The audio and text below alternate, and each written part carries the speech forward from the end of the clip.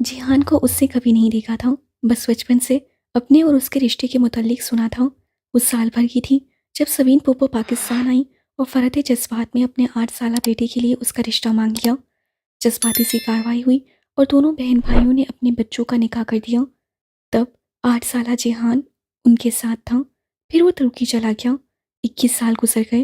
वो तुर्की में ही रहा, कभी पाकिस्तान नहीं आया। और उस विजिट के बाद तो सबीन फूफो भी नहीं आई। ना कभी उन्होंने कोई तस्वीर भेजी, ना खत लिखा। अगर कभी कोई तुर्की चला जाता तो उनसे मिलना था, वरना उनसे रब्ता ना होने के बराबर रह गया था। इंटरनेट वो इस्तेमाल नहीं करती थी। अगर जिहान करता था तो भी उसका कोई ईमेल, फेसबुक, ट्विटर, किसी के पास कुछ भी ना था। इरम वगैरह उसे फेसबुक पे सर्च कर करके थक गए थे, मगर तुर्की का कोई जिहान सिकंदर उन्हें नहीं मिलता था। शुरू के चंद बरस पुप्पो बहुत फ़ोन करती थी, फिर आहिस्ता आहिस्ता ये राब्ते ज़िंदगी की मसरूफियत में खो गए। 3 माह में एक फ़ोन उनका आ जाता और 3 माह बाद एक फ़ोन इधर से चला जाता। यूँ 6 माह में 2 ही दफ़ा बात हो पाती। रस्मी अलेक सलेक, मौसम का हाल, सियासत पे तबादला ख्याल और फिर खुदा हाफिज। इन तमाम बातों के बावजूद वो खुद को ज़हनी और जिस्मानी तौर पर जिहान से वाबस्ता कर चुकी थी। निकाह के वक्त की तस्वीर आज भी उसके पास महफूज थी। 8 साला, भूरे बालों और सुनहरी रंगत वाला खूबसूरत सा लड़का, जिसको उससे अपने रूबरू कभी नहीं देखा था। और शायद तुर्की जाने की सारी खुशी की वजह भी यही थी, जिस पर अब्बा ने पानी फेर दिया था। उस रोज़ उसे रह रह कर पुप्पो और जिहान पर गुस्सा आ रहा था, जिनकी बेरूही के बायस अब ये रिश्ता एक सवालिया निशान बनकर रह गया था। मगर खैर, डावर भाई की शादी हो जाए और सेमेस्टर ख़त्म हो जाए, फिर वो तुर्की जाएगी और उन लोगों को ज़रूर ढूंढ लेगी। हया, हया किधर हो? वो लॉबी में आवेज़ा आईने के सामने खड़ी माथे पे टीका दुरुस्त कर रही थी जब फातिमा बेगम उसे पुकारती आईं। हर तरफ गहमा-गहमी थी। एक नाकाबिले फ़हम शोर सा मचा था। मेहंदी का फंक्शन बाहर शुरू हो चुका था। सब बाहर जाने की जल्दी मचाए इधर-उधर भाग रहे थे और वो अभी तक वहीं खड़ी थी। क्या हुआ अम्मा? वो टीके के साथ उलझी हुई थी जो माथे पे सेट होकर नहीं दे रहा था। सोने का गोल सिक्के की शक्ल का टीका जिसके नीचे एक सुर्ख रूबी लटक रहा था। बार बार इधर उधर झूल जाता। टीके को ठीक करते हुए मसलसल उसकी कलाइयों में भरी चूड़ियां खनक रही थीं। जल्दी आओ, तुम्हारे अब्बा बुला रहे हैं, किसी से मिलवाना है तुम्हें। उनकी आवाज़ से खुशी की रमक महसूस करके वो चौंक कर उनको देखने लगी। नफीस सी सिल्क की साड़ी और डायमंड्स पहने वो हासी बावकार और होश लग रही थी। उसकी उंगलियों ने टीका छोड़ दिया। दिल जोर से धड़का। क्या फूफो आ गई थी और उनका मगरूर बेटा भी। किधर है अब्बा? वो धक-धक करते दिल के साथ उनके पीछे बाहर निकली। गेट के करीब सुलेमान खड़े दिखाई दे रहे थे। उनके साथ एक खूबसूरत सा लड़का खड़ा था, जिसके शाने पे हाथ रख के वो कुछ कह रहे थे। सामने हासे बावाकार से सूट में मलबूस एक साहब और एक डिसेंट सी खातून थी। वो दोनों पहलुओं से लहंगा जरा सा उठाए हुए उनके करीब आईं। ये हया है मेरी बेटी। सुलेमान साहब ने मुस्कुराकर उसे शानों से थामा। अस्सलाम वालेकुम। उसे सर को जंबिश देते हुए मदम से सलाम किया। वालेकुम सलाम बेटा। वो तीनों दिलचस्पी से उसे देखने लगे। उसने डल गोल्डन लहंगा और कामदार ब्लाउज पहन रखा था। ब्लाउज की सीने आधी से भी छोटी थीं और उनसे निकलते उसके धुरिया बाजू सुनहरे मोतियों की शुआओं में सुनहरे दिख रहे थे। भारी कामदार दुपट्टा उससे गर्दन में डाल रखा था। बाल हमेशा की तरह सीधे करके कमर पर गिरा रखे थे। टिके के साथ के सुनहरी झुमके कानों से लटक रहे थे।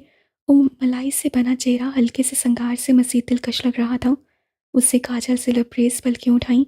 वो तीनों सताइशी निगाहों से उसे देख रहे थे। और हया, ये मेरे दोस्त हैं, उमैर लगारी। और ये मैं नाज भाभी हैं और ये उनके साहबजादे हैं वलीद। उसके दिल पे एक बोझ सा आ गिरा। आंखों में बेख्तियार नमकीन पानी भर आया, जिसे उससे अंदर उतार लिया। Nice to meet you. वो मेहमान आने लगे हैं। मैं फूलों की पत्तियां उधर रखाई थी, बस मुझे ढूंढ रहे होंगे तो मैं। हाँ हाँ, तुम जाओ एंजॉय करो। सुलेमान साहब ने आहिस्तगी से उसके शानों से हाथ हटाया। वो मासतवाना मुस्कुराती गेट की जाने बढ़ गई। बाहर आकर उससे बेख्तियार आंखों के भीगे गोशे साफ किए और एक नज़र पलट कर उनको देखा, फिर सर झटक कर आगे बढ़ गई।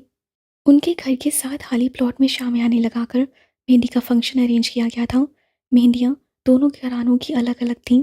गेंदे के फूलों और मोती की लड़ियों से हर कोना सजा था। रोशनियों की एक बहार सी उतरी हुई थी। तकरीब सेग्रीगेटेड थी। मर्द अलग, औरतें अलग। हाँ, औरतों वाली तरफ खानदान के मर्दों का आना जाना लगा था। म्यूजिक सिस्टम के साथ डीजे बैठा था और मूवी मेकर कैमरा लिए फिर रहा था। इरम भी सिल्वर कामदार लहंगे में इधर उधर घूम रही थी। वहाँ डीजे, मूवी वाले और रिफ्रेशमेंट सर्व करते वेटर्स बाहर के मर्द थे। मगर आज तो शादी का एक फंक्शन था, फिर सर ढकने की पाबंदी कैसे होती? शादियों पे तो हैर होती है ना। हया, डांस शुरू करें? इरम अपना लहंगा संभालती उसके पास आई। दावर भाई पे सारे अरमान निकाल कर तमाम रस्में करके उनको मर्दाने में भेज दिया गया था। हाँ ठीक है, तुम गाना लगवाओ। और ये कौन है?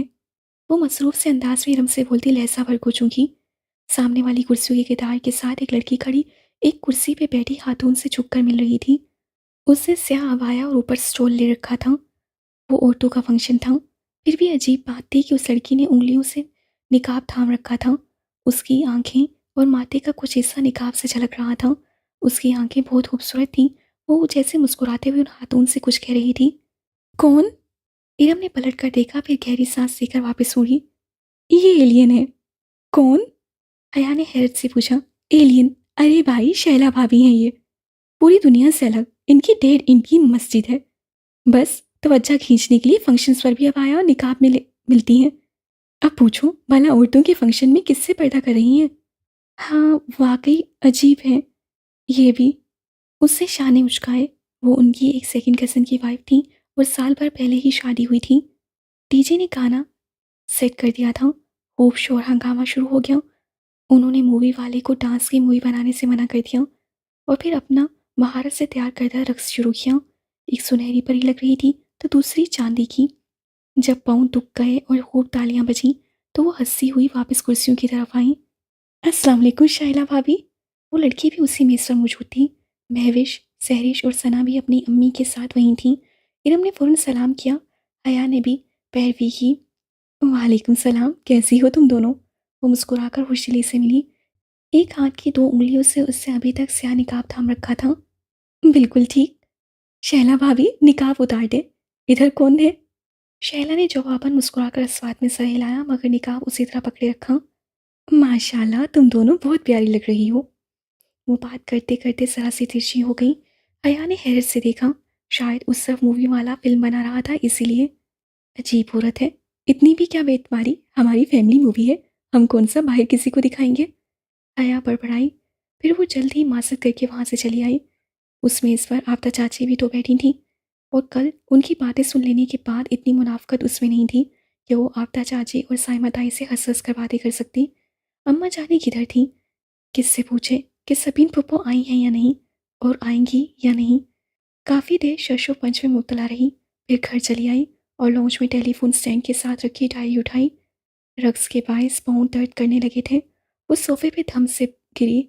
एक हाथ से गोल्डन हाई हील्स के स्ट्रैप्स खोलकर उन्हें उतारा और नंगे पाँव ठंडे मार्बल के फर्श पे रख दिए। साथ ही वो डायरी की सफ़ात पलटती सबीन फुप्पो का नंबर तलाश कर रही थी। उससे कभी उनको यूं फ़ोन नहीं किया था, मगर आज वो दिल के हाथों हार गई थी। तुर्की का वो नंबर मिल ही गया। उसने रिसीवर उठाया और नंबर डायल किया। घंटी जाने लगी थी।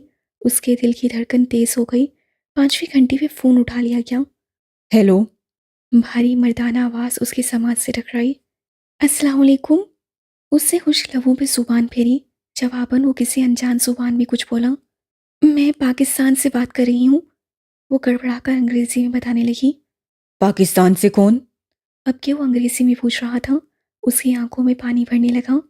मैं सबीन सिकंदर की भतीजी हूँ, प्लीज़ उनको फ़ोन दे दे। वो जौहर तक गई हैं, कोई मैसेज है तो बता दें। वो मसरूफ से अंदाज में कह रहा था।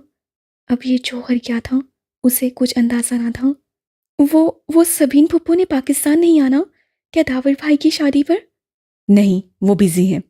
शायद वो फ़ोन रखने ही लगा था कि वो कह उठी। आप कौन? उनका बेटा जिहान। खट से फ़ोन रख दिया गया। उससे भीगी आंखों से रिसीवर को देखा और फिर जोर से क्रैडल पे बैठा। बेख्तियार उमड़ आने वाले आंसू साफ करती वो झुककर सैंडल पहनने लगी। आंसुओं ने आंखों का मेकअप जरा सा खराब कर दिया था। वो उसे फिर से ठीक करके कुछ देर बाद बाहर आई तो गेट की तरफ से सफ़र चला आ रहा था। उसके हाथ में सफ़ेद अधखिले गुलाबों का बुके था। वो बेख्तियार ठटक कर रुकी, फिर लहंगा संभालती बरामदे के सीने में उतर आई। ये क्या है सफ़र? ओह, तुसी इत्थे हो? ये कोरियर वाले ने दिया है तुम्हारे लिए। सफ़र ने गुलदस्ता और एक बंद लिफाफा उसकी तरफ बढ़ाया। वो पिछले 7 साल से ताया फुरकान का मुलाजिम था। वो गाँव से उसे लेकर आए थे। जब आया था तो पंजाबी बोलता था, फिर इन 7 बरसों में उर्दू सीखने की कोशिश की मगर नाकाम रहा। अब वो कोई दरमियानी ज़ुबान बोलता था। ठीक है तुम जाओ। उससे बुके को बाजू और सीने के दरमियान पकड़ा और दोनों हाथों से बंद लिफाफा खोलने लगी। हस्बे मामूल उसमें सफ़ेद सा वो कागज़ था जिसके बिल्कुल दरमियान में उर्दू में एक सतर लिखी थी। उस लड़की के नाम जो कभी किसी अनचाहे रिश्ते के बनने के खौफ से रोती है तो कभी किसी बन चुके अनचाहे रिश्ते के टूटने के खौफ से। वो सुन रह गई, फिर घबरा कर इधर उधर देखा। गेट खुला था। मेहंदी वाली जगह से रोशनियां और मौसीकी का बेहंगम शोर यहाँ तक आ रहा था। दरमियान में बहुत से लोग आ जा रहे थे, मेहमान, नौकर चाकर वगैरह। ऐसे में क्या कोई इधर था जो उसका भागौर मुशाहिदा कर रहा था। उसने लिफाफे को पलटा। कोरियर की मोहर एक रोज़ कब्ल की थी। अभी 10 मिनट कब्ल वो जिहान के साथ पहली दफ़ा बात करके रोई थी। बन चुका अनचाहा रिश्ता। और घंटा भर पहले वलीद और उसके वालिदैन से मिली थी। अनचाहे रिश्ते के बनने के खौफ। ये कौन था जो इतना बाखबर था। एक दिन कभी उसे कैसे इल्म हुआ कि वो आज 2 दफ़ा रोएगी। वो खौफसदा से खड़ी बार बार वो तहरीर पढ़े जा रही थी। अब्बा निकल तो नहीं गए। वो परफ्यूम की बोतल बंद करके सिंगार मेज पे रखती महसूस हॉर्न और गेट खुलने की आवाज़ से मोबाइल और पर्स उठाकर भाई को भागी। काफ़ी देर से वो कमरा बंद करके बारात में जाने के लिए तैयार हो रही थी। फातिमा बेगम जल्दी जल्दी का शोर मचाए 10 बार दरवाज़ा बजा चुकी थी। मुकर्ररा वक्त होने को था। आज डावर भाई की बारात थी। सुलेमान साहब को तो सबसे पहले हॉल पहुंचना था और उसकी सुस्त तैयारियों से वो भी वाकिफ थे। पोर्श खाली था। ताया फुरकान के पोर्शन से अलबत्ता शोर सुनाई दे रहा था। गालिबन वहाँ पर अभी सब नहीं निकले थे। अब क्या करें। अब्बा को फ़ोन करें या ताया फुरकान के घर जाकर किसी से लिफ्ट मांगे। वो उन्हीं सोचों में उलझती अंदर जाने को पलटी ही थी कि खुले गेट पे हॉर्न हुआ। उससे रुक कर देखा। स्याह चमकती अकोट बाहर खड़ी थी। उसकी हेडलाइट सासी तेज थी। हया की आंखें चुंधे आ गई। उससे बेख्तियार माथे पे हाथ का साया बनाकर देखना चाहा, तभी हेडलाइट सीमी हुई। ड्राइविंग सीट पर बैठे शख्स का चेहरा वासिया हुआ। वो वलीद लगारी था। साथ फ्रंट सीट पे उसके वालिद थे और पीछे वालदा। अस्सलाम वालेकुम हया। वो दरवाज़ा आधा खोलकर बाहर निकला और एक नर्म मुस्कुराहट के साथ उसे देखा। वो धीमी होती हेडलाइट्स की रोशनी में उनके सामने खड़ी थी। गहरे सुर्ख कामदार बगैर आस्तीनों वाले फ्रॉक जो पाँव तक आता था और नीचे हमरंग तंग पजामा। फ्रॉक बहुत लंबा था, सो पजामे की चूड़ियाँ बामुश्किल पॉलिश भर ही दिखाई देती थीं। गोल्डन दुपट्टा गर्दन में था और कानों से लटकते लंबे लंबे अवेज़े कंधों को छू रहे थे। काजल से लबरेज स्याह आंखें और कमर पे गिरते स्याह बाल। हमें मैरिज हॉल का इल्म नहीं है, अंकल हैं। वो निगाहों में उसे जज्ब करते पूछ रहा था। वो मुतसब सी आगे आई, फिर उसे नज़रअंदाज किए लगारी साहब के दरवाजे के साथ रुकी। अंकल पैराडाइज हॉल जाना है और अब्बा शायद निकल गए। मुझे तो पता ही नहीं चला। वो वाकतन परेशान थी। ओह, तो आपके चाचा वगैरह? वो तो अब्बा से भी पहले चले गए थे। ठहरे, अब्बा ज़्यादा दूर नहीं गए होंगे, मैं उन्हें वापस। अरे, वो क्यों वापस आए? उनका जल्दी पहुंचना ज़रूरी है। आप हमारे साथ आ जाओ बेटा, हमने भी तो वहीं जाना है। हाँ बेटा आओ। मिसेस महनाज लगारी ने फ़ौरन अपनी तरफ का दरवाज़ा खोला और दूसरी तरफ हो गई। वो चंद लम्हे तसवसब में खड़ी रही। अब अगर अब्बा का इंतज़ार करती तो आधा फंक्शन निकल जाता, और अगर उनके साथ जाती तो अब्बा बुरा नहीं मानेंगे, ये तो उसे यकीन था। चलें ठीक है। वो हिचकिचाते हुए पिछली सीट की तरफ बढ़ गई। तो हमारी बेटी क्या करती हैं? रास्ते में लगारी साहब ने पूछा था। मैं इनकी बेटी कब से हो गई? जी मैं शरिया एंड लॉ में LLB ऑनर्स कर रही हूँ। यानी कि आप इस्लामी वकील हैं? जी। वो फीका सा मुस्कुराई। ये लोग इतनी अपनाहियत क्यों दे रहे थे उसे। तो ये शरिया एंड लॉ कैसा सब्जेक्ट है? उमर लगारी ने बात आगे बढ़ाते हुए कहा। क्योंकि मैं बुनियादी तौर पर एक इंजीनियर हूँ और इंजीनियरिंग शुरू में मुझे बहुत मुश्किल लगती थी, बाद में आसान हो गई। मुझे शरिया शुरू में मुश्किल लगती थी, बाद में आदी हो गई। वो तीनों हंस पड़े तो उसे एहसास हुआ कि उसे वहाँ उनके साथ ज़्यादा बेतकल्लुफ़ नहीं होना चाहिए। हया बेटा, आपका शादी के बाद प्रैक्टिस का इरादा है? क्योंकि मैं और आपके अंकल तो कभी इस मामले में ज़बरदस्ती के कायल नहीं रहे। हमने फील्ड मुंतखब करने से लेकर करियर बनाने तक हर चीज़ में अपने बच्चों की मर्ज़ी को मुकद्दम रखा है। खुद वलीद को भी शादी के बाद बीवी की जॉब करने पर कोई एतराज़ नहीं है। महनाज कह रही थी और बक्का बक्का उनको देख रही थी। क्या मामलात इतने आगे बढ़ चुके थे, या वो इस खुशफहमी का शिकार थे कि अब्बा उनको इनकार नहीं करेंगे। वह मुश्किल मुँह हाँ में उनके सवालात के जवाब दी थी। वो इस वक्त पुरसुकून हुई जब मैरिज हॉल की बत्तियां नजर आने लगीं। लिफ्ट का शुक्रिया अंकल। वो अंकल और आंटी के साथ ही बाहर निकली थी। उसी पर लगारी अंकल का मोबाइल बजा तो मासरत करके एक तरफ चले गए। महनाज भी उनके पीछे गई। हया सुनिए। वो जाने ही लगी थी कि वलीद ने पुकारा। वो अभी तक अंदर स्टीयरिंग व्हील थामे बैठा था। मुझे आपसे बात करनी है। वो अपनी तरफ का शीशा नीचे किए उससे मुखातिब था। मगर ये मुनासिब नहीं है। मगर मुझे इसी रिश्ते के हवाले से बात करनी है। अगर आप 2 मिनट अंदर बैठकर मेरी बात सुन लें तो। साथ ही उससे फ्रंट सीट का दरवाज़ा खोला। रोशनी का एक कूंदा उसके जहन में लपका। मौका अच्छा था। वो उसको अपने निकाह के बारे में बताकर सारा मामला यहीं दबा सकती थी। लाठी भी नहीं टूटेगी और ये 6 फीट का सांप भी रास्ते से हट जाएगा। ठीक है, लेकिन यहाँ हमारे रिश्तेदार हैं तो। डोंट वरी, मैं कार बैक साइड पर ले जाऊंगा, आप बैठिए। वो मुतसब्सब सी अंदर बैठ गई। जिंदगी में पहली दफ़ा वो यूं किसी लड़की के साथ तन्हा बात करने बैठी थी। अब्बा को पता चलता तो उनकी सारी वसीउल नजरी भग से उड़ जाती। उसे लिबास पहनने की आज़ादी थी, सर ढकने की पाबंदी भी ना थी। मगर लड़कों से बेतकल्फी या दोस्ती की इजाज़त अब्बा ने कभी नहीं दी थी। वो बैठी तो वलीद सन से गाड़ी भगा ले गया। आपको जो भी कहना है जल्दी कहिए, फिर मुझे भी कुछ कहना है। वो सर झुकाए गोद में रखे हाथों की उंगलियां मरोड़ रही थी। अजीब मुसरफ हालत हो रही थी उसकी। पहले आप कहिए। वलीद मैरिज हॉल की पिछली तरफ एक निस्बतन सुनसान गली में गाड़ी ले आया था। ओके, मुझे कुछ बताना था। वो गर्दन झुकाई कहने लगी। मेरे अब्बा ने मालूम नहीं आपको बताया है या नहीं, मगर मैं बताना ज़रूरी समझती हूँ। मेरा निकाह मेरी फुप्पो के बेटे से बचपन में ही हो गया था। वो लोग तुर्की में होते हैं। कुछ खानदानी मसाइल के बायस मेरे अब्बा उनसे ज़रा बदसन है और अब मुझे डाइवोर्स दिलवाकर मेरी शादी कहीं और करना चाहते हैं, मगर मैं ऐसा नहीं चाहती। उससे सर नहीं उठाया। वलीद की खामोशी से उसे यही मुराद ली कि वो सख्त शौक के आलम में है। मैं अपने शोहर की वफादार हूँ मिस्टर वलीद। मैंने उसी के ख्वाब देखे हैं और ज़हनी तौर पर खुद को उसी से वाबस्ता पाती हूँ। अब किसी और से शादी करने के बारे में मैं सोच भी नहीं सकती। वो अब भी कुछ न बोला। हया गोद में रखे हाथों को देखते हुए बोलती जा रही थी। प्लीज़, आप इनकार कर दें। मैं किसी और की बीवी हूँ। निकाह पर निकाह नहीं हो सकता। प्लीज़, मैं आपसे दरख्वास्त करती हूँ। उसने चेहरा ऊपर उठाया। वो शक खामोश गहरी नज़रों से उसे देख रहा था। ये उसका चेहरा तो ना था जो वो सारा रास्ता ड्राइविंग के दौरान देखती आई थी। ये तो कोई और ही शख्स था। फिर आपने क्या सोचा? उसकी आवाज़ सड़खड़ा गई। वलीद की आंखों में कुछ ऐसा ज़रूर था कि उसे लगा कि वो संगीन गलती कर चुकी है। खतरे का अलार्म ज़ोर ज़ोर से उसके अंदर बजने लगा। किस बारे में? वो बोझल आवाज़ से बोला तो दरवाजे की तरफ सिमटी। नामहसूस अंदाज से उसका हाथ हैंडल पर रेंग गया। आपके इस रिश्ते से इनकार के बारे में?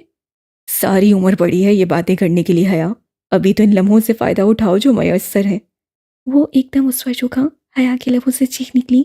वलीद ने दोनों हाथ उसकी गर्दन पर रखने चाहे, मगर उसने जोर से हैंडल खींचकर दरवाज़ा धकेला। दरवाज़ा खुलता चला गया। वो दोनों हाथ से वलीद को धक्का देकर बाहर निकली। उसका दुपट्टा वलीद के हाथों में आ गया था। वो तेज़ी से भागी तो वलीद ने दुपट्टा खींचा।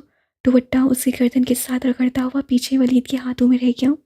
वो बिना पीछे मुड़कर देखे भागी जा रही थी। उसे वलीद के दरवाज़ा खोलकर कोई ऊंची सी अंग्रेजी गाली देने की आवाज़ सुनाई दी थी। उसके भागते कदमों में तेजी आ गई। गलियां सुनसान थीं। जाने वो कहाँ ले आया था। आज एतवार था और दुकानों के शटर गिरे हुए थे। वो इधर उधर देखे बगैर बदहवास से दौड़ती हुई एक गली में मुड़ गई। पीछे कोई दौड़ता हुआ आ रहा था। वो भागती हुई गली के दूसरे सिरे तक पहुंची, मगर ये क्या, गली बंद थी। Dead and. वो बेसाख्ता पलटी। भागते कदमों की आवाज़ करीब आ रही थी। वो दौड़कर गली के बंद सिरे तक गई और दीवार की ईंटों को छूकर टटोला। शायद अंदर कोई जादुई दरवाज़ा हो। शायद हैरी पॉटर की कहानियाँ सच हों, मगर क्यों भागती हो? मसरूर से अंदाज में किसी ने पीछे से कहा तो वो घबरा कर पलटी। वलीद सामने से कदम कदम चलता आ रहा था। उसके लब्बों पर फातहाना मुस्कुराहट थी। वो निढाल सी दीवार से लग गई। उसका दुपट्टा तो वहीं रह गया था, अब बगैर आस्तीनों के। झलकते बाजू और गले का गहरा घाट। उसने बेख्तियार सीने पर बाजू लपेटे। मुझे जाने दो। उसकी आवाज़ पर आ गई। पहली दफ़ा ये गलती की थी और पहली ही दफ़ा इतनी बड़ी सज़ा। कैसे जाने दूं? फिर तुमने हाथ थोड़ी ना आना है। वो चलते चलते उससे चंद कदम के फासले पर आ खड़ा हुआ था। दूर लगे स्ट्रीट पोल का बल्ब उसके पीछे छुप गया था। प्लीज़, मैं ऐसी लड़की नहीं हूँ। तो कैसी लड़की हो? मुझसे लिफ्ट ले ली मगर शादी से इनकार है। तभी गाड़ी में इतनी बेरुखी दिखा रही थी। वो उसके बिल्कुल सामने आ रुका। प्लीज़। वो खोले खोले लरस रही थी। उसमें इतनी हिम्मत ना थी कि अब वलीद को धक्का देती। श्श। वो मुस्कुराते हुए आगे बढ़ा। हया ने सख्ती से आंखें मीच ली। उसका सर चकराने लगा था। तभी उसे जोर से किसी सर्प लगने की आवाज़ सुनी और फिर वलीद की कराह। उससे धीरे से आंखें खुली। वलीद चकरा कर नीचे गिर रहा था और उसके पीछे कोई खड़ा नजर आ रहा था। शोख नारंगी शलवार कमीज में मलबूस, मेकअप से हटा चेहरा लिए, वही उस रोज वाला ख्वाजा सरा डॉली। उसके हाथ में एक फ्राइंग पैन था जो उसने शायद वलीद के सर पे मारा था। वो साकित सी उसको देख रही थी। डॉली ने पाँव से एक ठोकर वलीद को मारी तो उसका बेहोश वजूद जरा परे हुआ। वो 2 कदम आगे बढ़ा और ऐन हया के सामने रुका।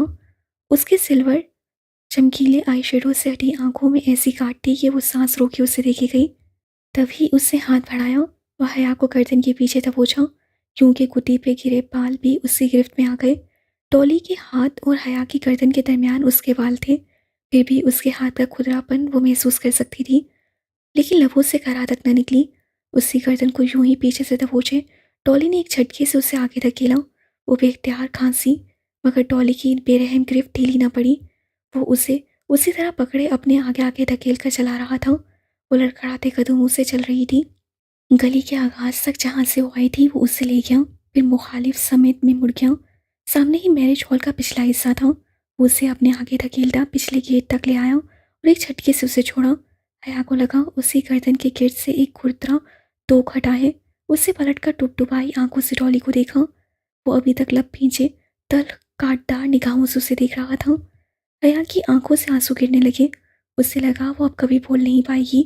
दफातन डॉली ने अपनी गर्दन से लिपटा नारंगी दुपट्टा खींचा और उस पर उछाला। दुपट्टा उसके सर पे आन ठहरा, फिर सिर की बालों से फिसलता हुआ शानों पे ढलक गया। डॉली चुभती हुई नजरों से उसे देखता हुआ आहिस्ता से बोला। बेहया। उसके लहजे में पर्ची की काट थी। फिर वो पलट गया। वो भीगी आंखों से उसे दूर जाते देख रही थी। नारंगी दुपट्टा उसके कंधों से फिसलकर कदमों में आ गिरा तो वो झोंकी, फिर झुककर दुपट्टा उठाया। रेशमी भड़कीला नारंगी दुपट्टा जिस पर सस्ता सा गोल्डन सितारों का काम था। वो कभी अपनी माई को भी ऐसा दुपट्टा ना देती, मगर आज उसने अच्छे तरीके से खुद को उस दुपट्टे में लपेटा ताकि पहचानी ना जाए और पिछले गेट की तरफ बढ़ गई। हॉल में जाने की बजाय वो बाथरूम की तरफ आई और अपना हुलिया दुरुस्त किया। रोने से काजल बह गया था, बाल भी बिखरे थे। मोबाइल उस छोटे से क्लच में था जो उसने इस सारे अरसे में अपने बाएं हाथ में दबोचे रखा था। शुक्र, अंदर फंक्शन अपने उरूज पर था। स्टेज पे दूल्हा दुल्हन रिश्तेदारों, कस्सों और दोस्तों के जुलूम में मुस्कुरा रहे थे। सोनिया भाभी भी बहुत अच्छी लग रही थी और दावर भाई भी। इरम फरोजी फ्रॉक में चहकती हुई इधर उधर घूम रही थी। असूलन उसे भी वहीं होना चाहिए था, मगर वो ऐसी सेनी हालत में ना थी कि वो 2 कदम भी चल पाती। सो बेदम सी एक आखिरी नशिश पर गिरी हुई थी। बेहया, बेहया, बेहया। डॉली के अल्फाज की बाज़कश हथौड़े की तरह उसके दिमाग पर बरस रही थी। वो बेहया तो नहीं थी। वो तो कभी किसी लड़के की गाड़ी में नहीं बैठी थी। उससे तो ये गलती पहली दफ़ा हुई थी। फिर सोच सोच कर दिमाग फटा जाता था। वो आधे फंक्शन के बाद ही तबीयत की खराबी का बहाना करके चली आई थी। ये दावर और सोनिया की शादी के चंद रोज़ बाद का जिक्र है। सुबह से सर्दी बहुत बढ़ गई थी। दिसंबर ख़त्म होने को था और हवा ठरठरा देने वाली बन चुकी थी। ऐसे में वो कैंपस में स्कॉलरशिप कोऑर्डिनेटर के ऑफिस के बाहरी दरवाजे पर लगी लिस्ट देख रही थी। एरasmus मुंडास एक्सचेंज प्रोग्राम के तहत स्टूडेंट्स में से सिर्फ 2 लड़कियां सबांची यूनिवर्सिटी जा रही थीं, हया सुलेमान और हतीजा राना। ये हतीजा राना है कौन भला? वो सोचते हुए अपने क्या होते हाथ आपस में रगड़ रही थी। सर्दी से उसकी नाक सुर्ख पड़ गई थी। लॉन्ग शर्ट और ट्राउज़र पर स्टाइलिश सा लॉन्ग स्वेटर पहने वो दरवाजे के सामने खड़ी थी। दफातन अकब से किसी ने पुकारा, एक्सक्यूज मी। वो चौंक कर पलटी।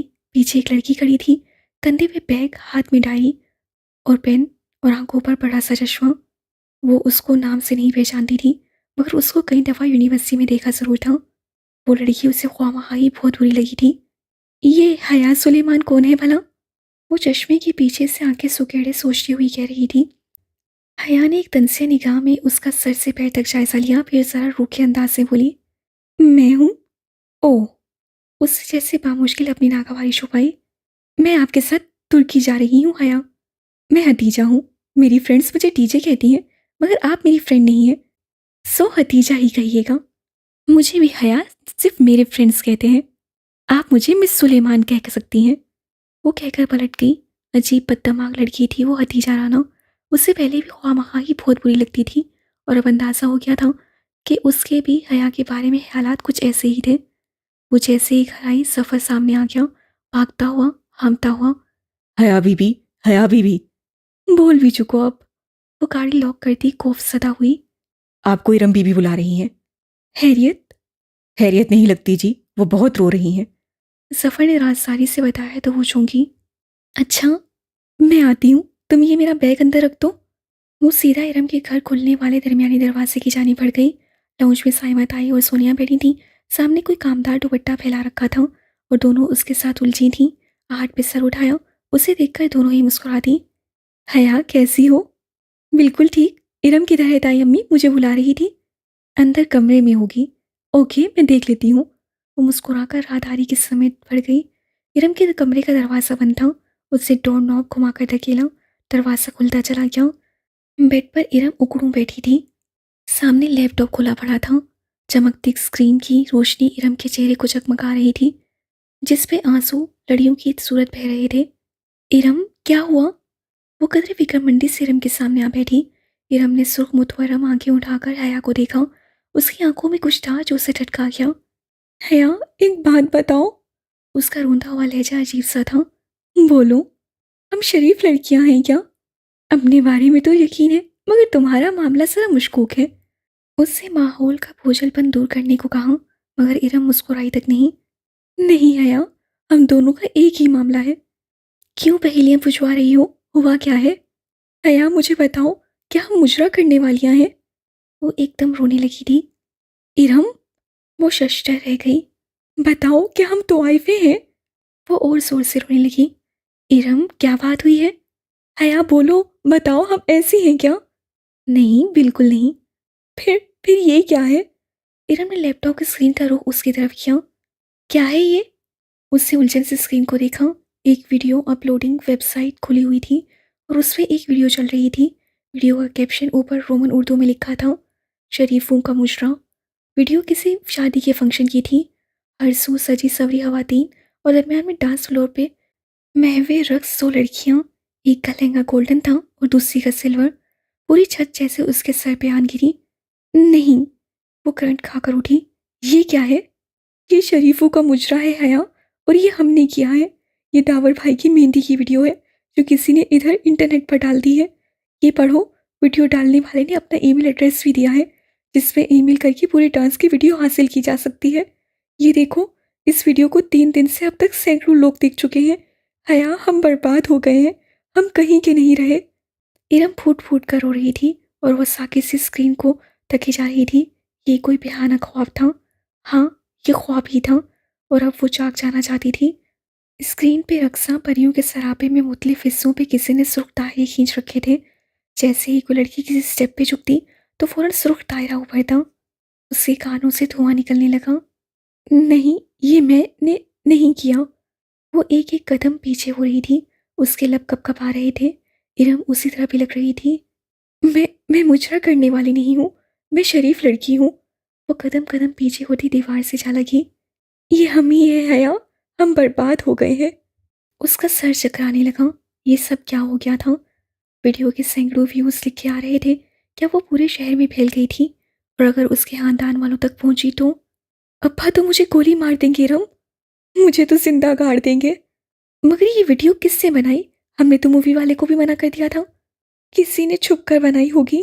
खानदान की शादी पर बस औरतों में डांस की इजाज़त अब्बा ने लोगों ने दी थी।